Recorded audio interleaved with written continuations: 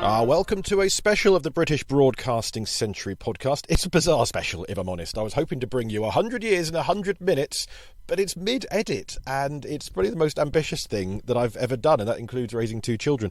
So while we wait for that, while that's cooking, I thought I can't possibly leave this centenary period unpodcasted. And so this episode, well, 2 rather exciting and yet rather different approaches to the BBC 100 season. One is our fantastic guest, Roger Bolton, formerly editor of BBC's Panorama, former presenter of Radio 4's Feedback. He may have just left the BBC against his own wishes, but he is back with his own equivalent of Feedback. Roger Bolton's Beeb Watch is a podcast that you need to listen to, and you'll hear why in my chat with Roger. But also we want to be in celebratory form, and so I've found 3 poems, actually, from the glory days of the BBC. Plus recommendations from the BBC 100 season, and the tale of one olive bottle from Dr. Kate Murphy. We celebrate the BBC, past, present and future, here on the British Broadcasting Century. Hello, this is Paul Carenza calling. This is London calling.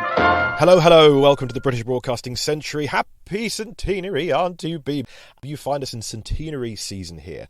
And I couldn't leave the season unpodcasted, although there's probably the biggest gap between episodes because I've undertaken the mammoth task of trying to bring you 100 years of British broadcasting in 100 minutes. And it turns out the edit of that is somewhat large. So that will come to you and your ears in the next week or so, hopefully before November the 14th, which is, of course, Centenary Day itself. But we find ourselves in the BBC 100 season, and if you're listening roundabout nowish or nearish nowish, then there are great things to be found on iPlayer and BBC Sounds. I wanted to point them to you, really, so that you can enjoy them while they're still there, because they are dropping off like flies. Barry Humphrey's marvellous Radio 2 show, reflecting on forgotten musical masterpieces, was the most glorious thing to listen to. But alas, BBC Sounds has made it expire too soon. So do grab these things if you can, while you can. My recommendations, I've been trying to scour as much as possible on the BBC 100 season. I think Radio 3 has owned it, really. Their soundscape of a century. Incredible. 8 hours of wonderful archive and music. Amazing, highly recommended. Also on Radio 3, you can find Dr. Andrea Smith with Samuel West, uncovering the history of Shakespeare on the BBC, The Bard and the Beeb, or The Beeb and the Bard. On TV, Kids TV with Connie Huck. I thought that was a marvellous documentary, really looking at how children's television has been at the forefront, doing things before the adult TV gets behind it, really, in terms of diversity. George, the latest CBeebies presenter who has Down syndrome. And even since that went on air, Hey Dougie, the preschoolers TV show, has had a Ukrainian special, including a marvellous welcome song, a crossover between some Ukrainian animated characters who've come over to British television to welcome Ukrainian guests. Incredible that children's TV does these things. So that's Connie Huck's documentary, highly recommended. Back on radio, you've got The Skewer from John Holmes. That's a marvellous mashup in a comedic take, which may have done something which, well, Harry Enfield's TV comedy retrospective, that was on as well.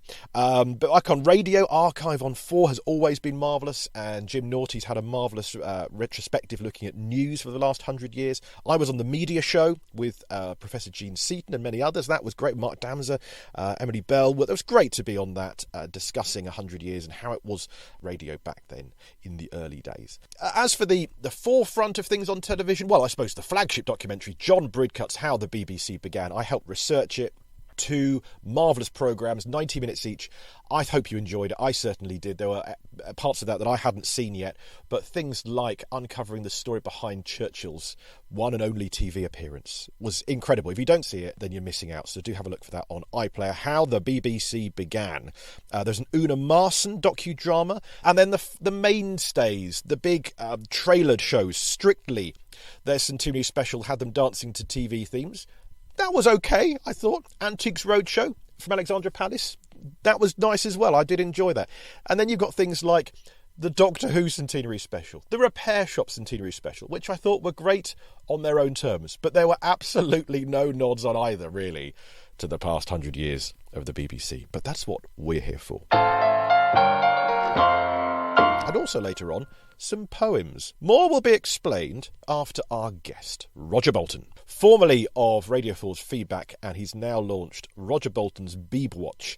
So from BBC Past to BBC Present and Future. We'll have Roger on the podcast a few times, but for now, here's your first taste of why and how Roger Bolton thinks we need to be having a careful and considerate eye on the BBC. Delighted to welcome to the podcast now a man who's been broadcasting and making television radio for many years now, Roger Bolton. Thank you for joining us, Roger.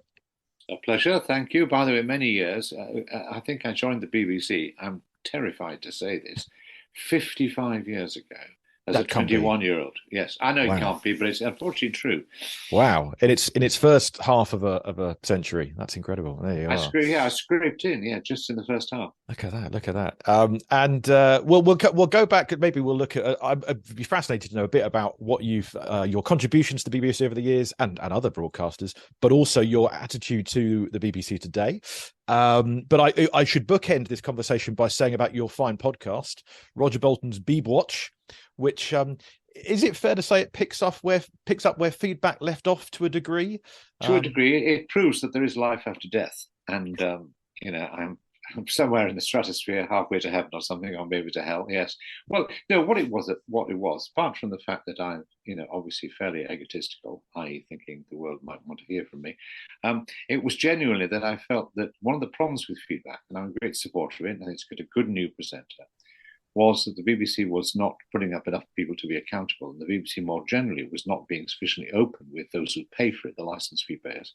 So I wanted to try and correct a bit of that. And the other thing is, I think now the next 2 years are fundamental for public service broadcasting. I mean, the BBC's latest settlement, licence fee settlement, was for 2 years frozen and then going up with the rate of inflation.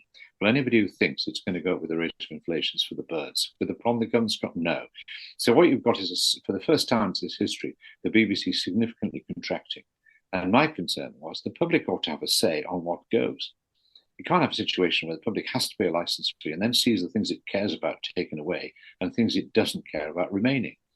So I thought there's a role there of just trying to get that more open debate. And I think it coincides with the question of the future of Channel 4, because although the alternative, as it were, television public service broadcaster, because although Channel 4 is not now likely to be privatised, there's a real issue, I think, about what its brief should be.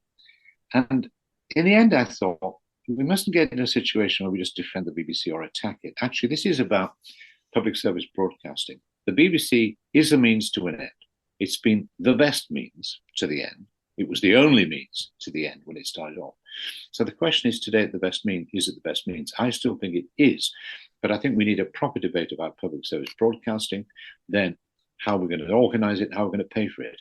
And what I fear is there won't be such a debate. The BBC will deal with the government, become more commercial. Channel 4 will ultimately be privatised. And a whole raft of things that are desperately important to people, not least radio, may suffer. Wow. It's arrogant for me to assume I'd do anything about that, but I could create space for some of that.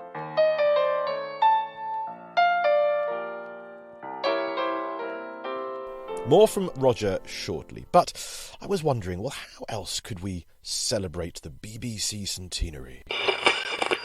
How about some poetry? It's what Arthur Burroughs wanted for the original London 210 station. Poetry and the higher class of arts. Well, I happen to have seen and been handed and generally gathered 3 poems about or written in early broadcasting. And I thought I would present these 3 throughout this episode. So here, in chronological order, is the first.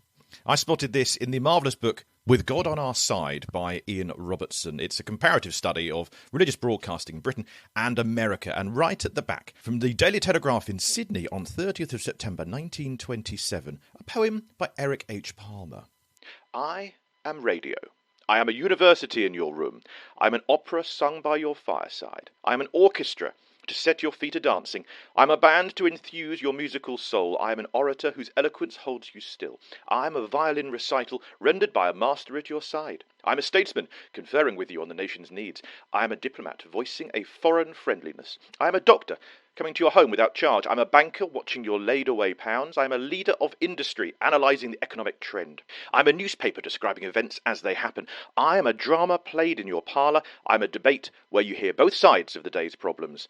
I'm a football game with thrills by the score. I'm a boxing championship with a seat at the ringside. I'm a governess teaching your children each day. I'm a scientist revealing wonders that you know not of.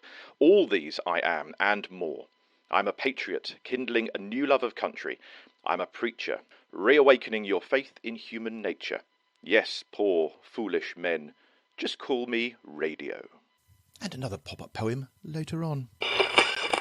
With a bit of an arm's reach from the BBC as well, then there's perhaps more of an opportunity to be able to ask those questions without having to do it from within BBC Towers, I suppose. It is, but the problem is the BBC feels so under attack, always from the Mail, the Telegraph, everything else. And to be honest, a lot of presenters, when they do lose their job, go and bleat to the Mail and take a fee for doing so.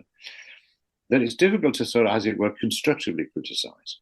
But the alternative to not constructively criticise is that the BBC goes on and just, well, you have to, as it were, support every decision it takes. It's going to be taking some really controversial decisions, and I think we should be free enough to say, we think that's a wrong cut. I mean, you remember, ironically, this present Director General, who's very good, by the way, but anyway, was in charge of radio, 11 years ago now, when they tried to kill off Six Music. And it was only the public that stopped them. Well, the public may have to stop them again.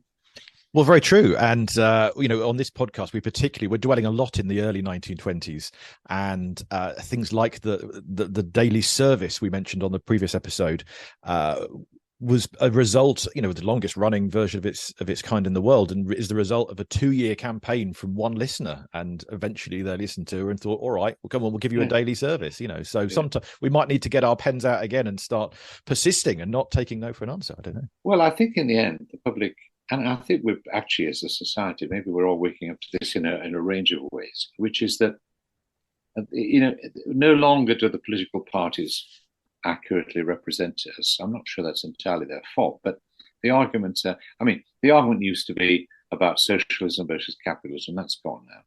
It's basically, whatever anybody says, an argument about how to manage capitalism in the best and fairest way.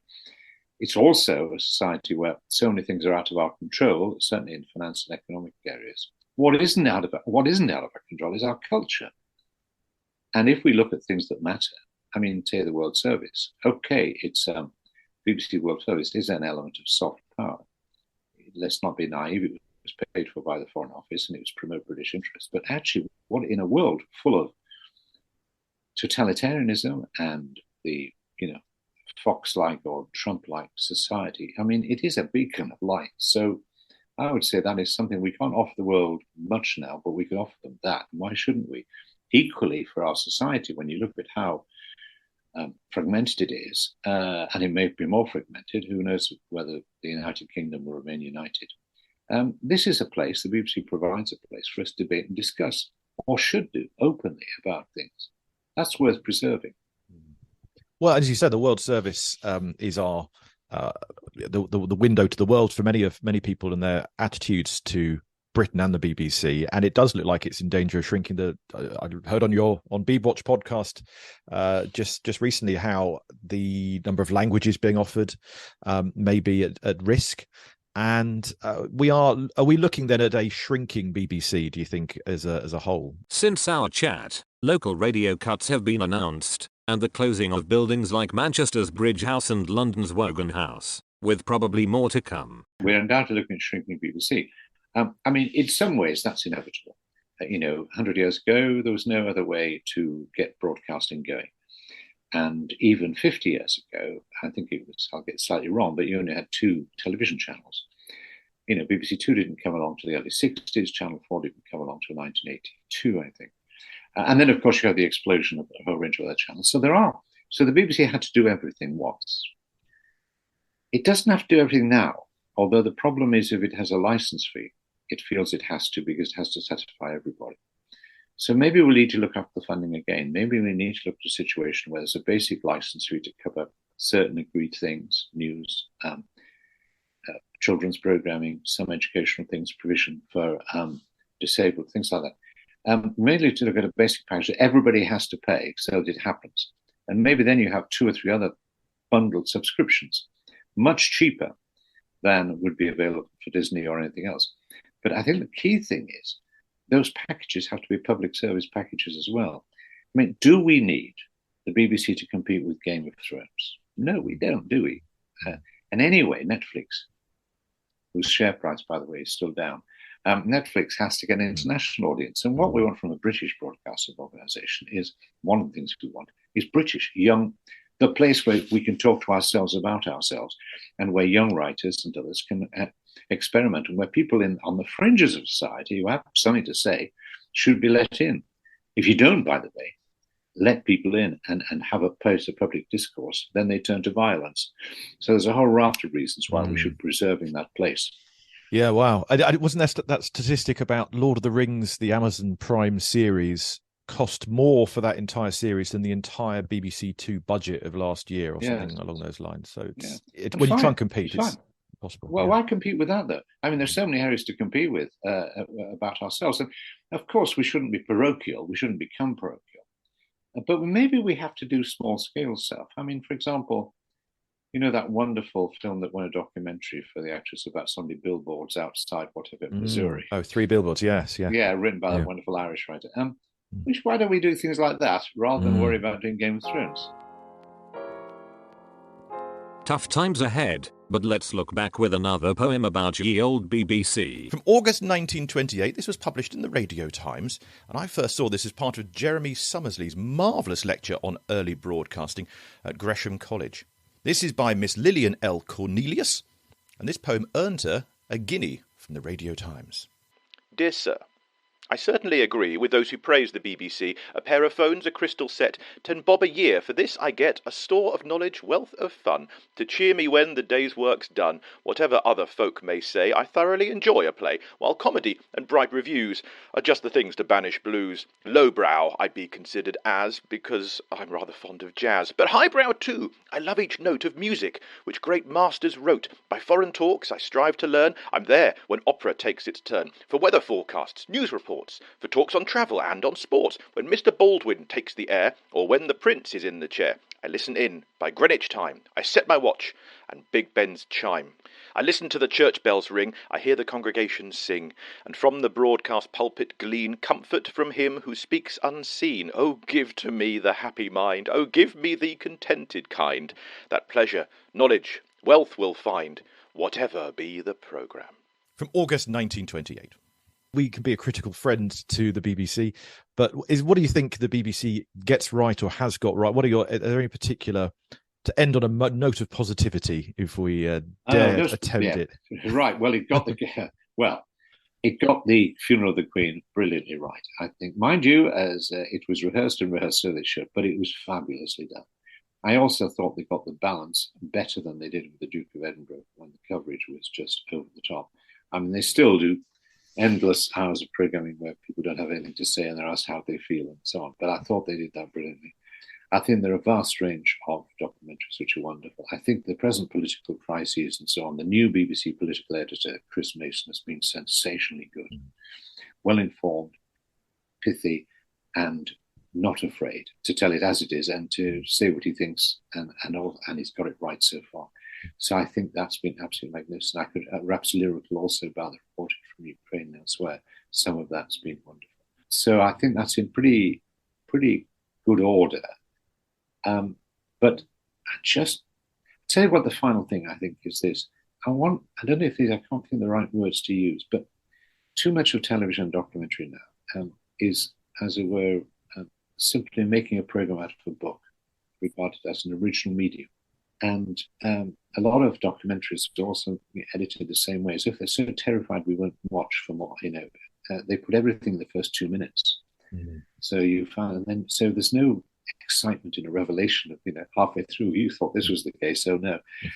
So I get a bit fed up with that. But also I just want people to say television and radio. Radio is, so I mean, obviously. Well, I think 2 things. One is television can be an original medium. People should have more confidence on it being that, not just replicating or what's going on elsewhere.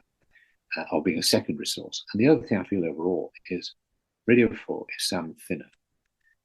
It's still wonderful, but it's sounding thinner. Radio budgets have been cut. They're ridiculous. Budget for feedback would be about £5,000 a half hour. There is no representative at the top table of radio. Charlotte Moore, I think, is pretty good, but she represents all content. Radio needs something to fight for. But there's an awful lot, brilliant amount worth fighting for. But it's starting to slip away. So let's have a proper debate about how we fund it. I mean, how ludicrous would it be if somebody started to cut back even further on Radio 4, when there are a lot of people who pay the license fee just for it. True. But they don't have the opportunity. One more pop-up poem for you. This was sent to me by Simon Vaughan, the archivist at Alexandra Palace Television Society. Thank you, Simon.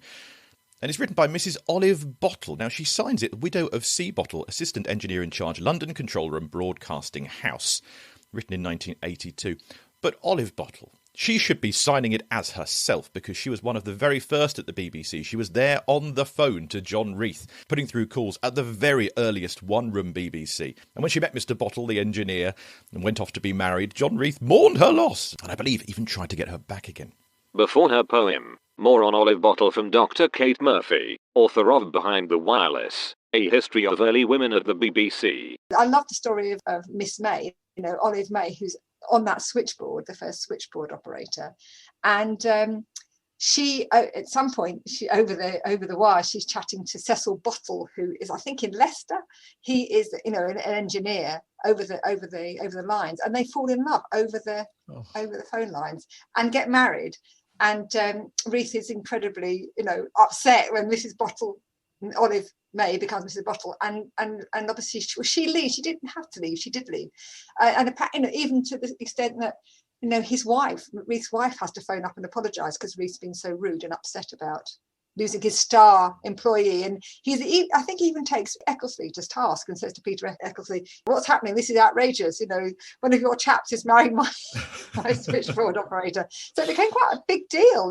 This falling in love over the phone line. But interestingly, Olive, although she was married, she did come back in 1931 briefly when they were setting up Broadcasting House to help set up the telephone system in Broadcasting House. So she does come back as Mrs. Bottle briefly. But in 1982, for the 60th anniversary of the BBC, Olive Bottle wrote this poem. In the early days of 23, Savoy Hill welcomed the BBC. The embryo staff, but all very keen in this new wireless venture, almost a dream. 2 call sign, valve sets and crystals, Savoy Hotel bands and BBC minstrels, SOS messages, 7 o'clock news. No news at 1 o'clock, newspapers refuse. Sunday the Sabbath, keep it sedate. No programme start until Sunday at 8. Who was it who planted the acorn beneath? No other than Mr. John Charles Walsham Reith.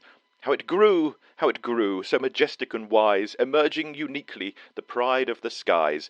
And 60 years later, what began as a dream, the BBC is an oak tree, now stands supreme.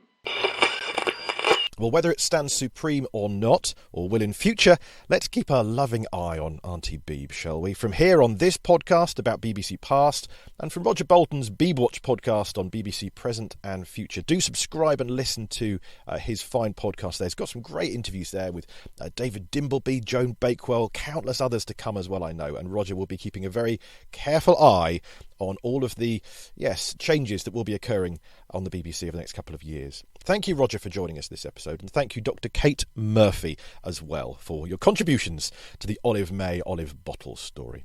So it has been a rather reflective mood, this podcast. Celebratory, yes, but also concerned for the future. And I was going to save Roger's interview until next year, but in the light of the news about the changes, let's call them cuts, shall we, to local radio broadcasting, all of that happened, of course, after I spoke to Roger, and I know he'd have a thing or two to say about that as well. Yes, it did seem the time that although we are looking back and celebrating, we also need to be considering what the changes will be to the BBC going forward. And maybe, indeed, we might have to make a bit of a fuss about it, those things we particularly enjoy and treasure. We'll be back into celebratory mood next episode, as we have the first of our 100 Years in 100 Minutes special. So next time, you will hear 33 minutes of the BBC from 1922 to 1954, and we'll follow that with 55 to 88 and then 89 to 2022. here on the British Broadcasting Century in the British Broadcasting Centenary. The British Broadcasting Century podcast, presented and produced by me, Paul Carenza. Original music is by Will Farmer. If you enjoy what you listen to, make sure you subscribe, and if you really enjoyed, you can support us on Patreon. Patreon.com/Paul Carenza, and that helps keep us in business, don't you know? A freer way to support us is to share what we do on social media. Tell your friends, send a carrier pigeon. Whatever you do, spread word of us. We are a one-person machine here. Stay informed, educated and entertained. Happy birthday, Auntie Beeb, and join us next time for the 100 Years in 100 Minutes special. It will be next time, I promise.